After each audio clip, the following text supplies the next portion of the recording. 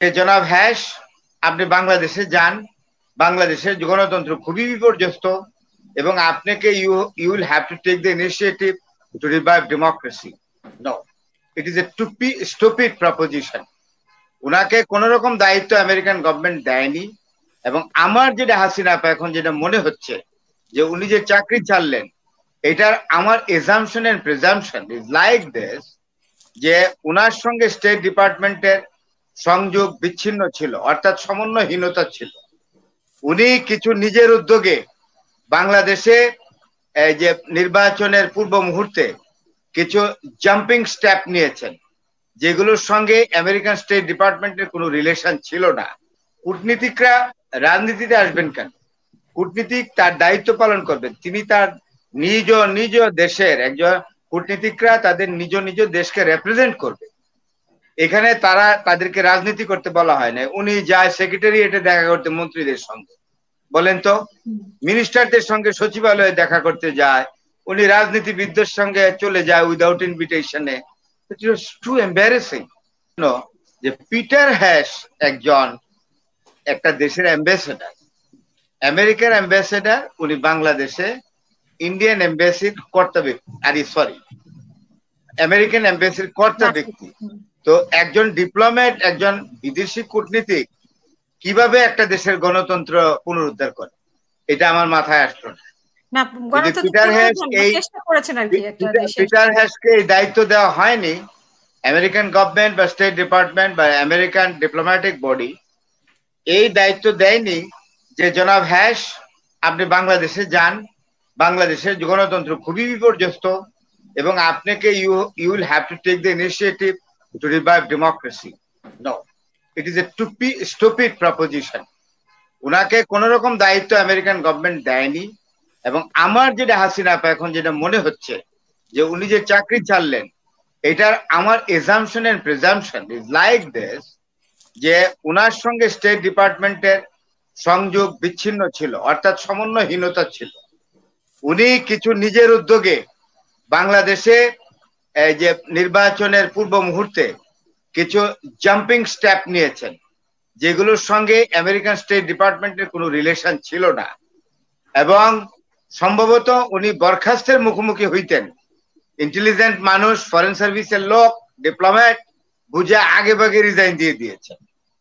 আমি সত্যিকার অর্থেই পিটার হ্যাশ যখন নির্বাচনের আগে বাংলাদেশে পুরোদস্তর একজন রাজনৈতিক ব্যক্তির মতো, রাজনৈতিক কর্মী বলেন, নেতার মতো উনি কাজ করছিলেন, তখনই আমি ভাবছিলাম যে উনি ভিয়েনা কনভেনশনের যে ডিপ্লোমেসি 1962 এর ভিয়েনা কনভেনশন, যে 1962 এর ভিয়েনা কনভেনশন, যেখানে ডিপ্লোমেসির উপরে পরিষ্কার লেখা আছে যে একজন কূটনীতিকের কি দায়িত্ব, উনি রিসিভিং কান্ট্রি থেকে কি দায়িত্ব পালন করবেন। সম্ভবত এটা 1962 অথবা 1968 এর ভিয়েনা কনভেনশন। 1961, thank you. 1961 এর ভিয়েনা কনভেনশনে কূটনীতিকদের কর্তব্য এবং দায়িত্ব সম্পর্কে বলা আছে এবং পিটার হ্যাশ বাংলাদেশের নির্বাচনে যা করছিলেন তা thoroughly violation of the Vienna Declaration about the functions of the diplomat in 1961.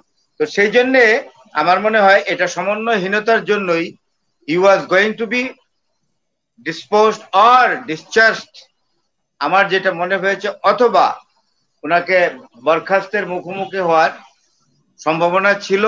he was smart enough to put his resignation. তো এরকম ঘটনা আরো একজন কূটনীতিকের হয়েছিল। আপনারা এটা জিলুর ভাই জানার কথা, পণ্ডিত মানুষ, লেখাপড়া করেন। সেটা হলো আর্চার ব্লাড। আর্চার ব্লাড ছিলেন মুক্তিযুদ্ধের সময় আমাদের এখানে American consul general, the then east পাকিস্তানে, বর্তমান বাংলাদেশে, আর ফারল্যান্ড ছিলেন ইসলামাবাদে আমেরিকার রাষ্ট্রদূত।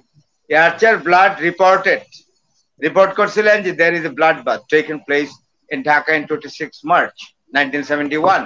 এটার জন্য তিনিও মানে চাকরি যাওয়ার উপক্রম, উনি তখন চাকরি গিয়ে চলে গেলেন। উনি চাকরি ছাড়েননি, কিন্তু যাওয়ার পরে ওনাকে ট্রান্সফার করা হলো, যেগুলো পানিশমেন্ট ট্রান্সফার ছিল। আলটিমেটলি আর বেশি দিন টিকে নাই, মাস 3 পরে চাকরি ছেড়ে দিয়ে একটি বিশ্ববিদ্যালয় কলেজের উনি শিক্ষক ছিলেন, ফরেন অ্যাফেয়ার্স পড়াতেন, ইন্টারন্যাশনাল অ্যাফেয়ার্স। তো পিটার হ্যাশের ভাগ্য অনেকটা সেরকমই হয়েছে। এটা হলো সমন্বয়হীনতা। Peter Hash was not in a position exactly to maintain the bridge between the State Department and him, particularly on the functions he conducted before the election of Bangladesh. সেই জন্যই উনি আজকে ওনার এই অবস্থা হয়েছে। তো আমি যেটা মনে করি, কূটনীতিকরা রাজনীতিতে আসবেন কেন? কূটনীতিক তার দায়িত্ব পালন করবেন, তিনি তার নিজ নিজ দেশের একজন কূটনীতিকরা তাদের নিজ নিজ দেশকে রেপ্রেজেন্ট করবে। এখানে তারা তাদেরকে রাজনীতি করতে বলা হয় না। উনি যায় সেক্রেটারিয়েটে দেখা করতে মন্ত্রীদের সঙ্গে, বলেন তো, মিনিস্টারদের সঙ্গে সচিবালয়ে দেখা করতে যায়, উনি রাজনীতিবিদদের সঙ্গে চলে যায় উইদাউট ইনভিটেশনে। It was too embarrassing. He was acting just like more than a politician. মানে এম্বারেসিং এই কারণে কি সরকারের পক্ষে কাজ করে নাই এই জন্য, মানে সরকারের পক্ষে কাজ সরকারের পক্ষে, এই আওয়ামী লীগের পক্ষে কাজ করেনি দেখেই এম্বারেস ফিল করছেন? আওয়ামী লীগের পক্ষে কাজ করেনি, আওয়ামী লীগের পক্ষে ওনাকে কাজ করতে আওয়ামী লীগ বলেছে? কে বলেছে আওয়ামী লীগের পক্ষে ওনাকে কাজ করতে? আমার বক্তব্যটা হলো, উনি কূটনৈতিক দায়িত্ব যেটা ওনার ঘাড়ে বর্তিয়েছে আমেরিকার অ্যাম্বাসেডর হিসেবে ঢাকায়, সেটা উনি পালন করবেন, সেটা করেন। উনি এক্সট্রা ওয়ার্কস নিয়ে ব্যস্ত ছিলেন, which was totally isolated from diplomatic functions. এই হলো আসল কথাটা, বুঝছেন হাসিনা পা? সেটারই সমস্যাটা এখন তৈরি হলো যে ওনাকে চাকরিটা ওনার গেল। ফরেন সার্ভিসের লোক, মেধাবী মানুষ নিঃসন্দেহে, but he was making extempore comment, indiscriminating comment. আরো কিছু জিনিস আছে যেগুলোর উনি অ্যাড্রেস করা ঠিক হয় নাই। আমেরিকা থেকে এক বাংলাদেশি একটু চিট টাইপের একটা লুক আসছিল, তাকে এন্টারটেইন করছে আমেরিকান এমবাসিতে। তারপরে হুসেন শহীদ সরোয়ার, হাসান সরোয়ার্দী নামে লেফটেন্যান্ট জেনারেল একজন, যে made adverse comment particularly on politics, তার সাথে পিটার হ্যাশ কানেকশন করেছিল।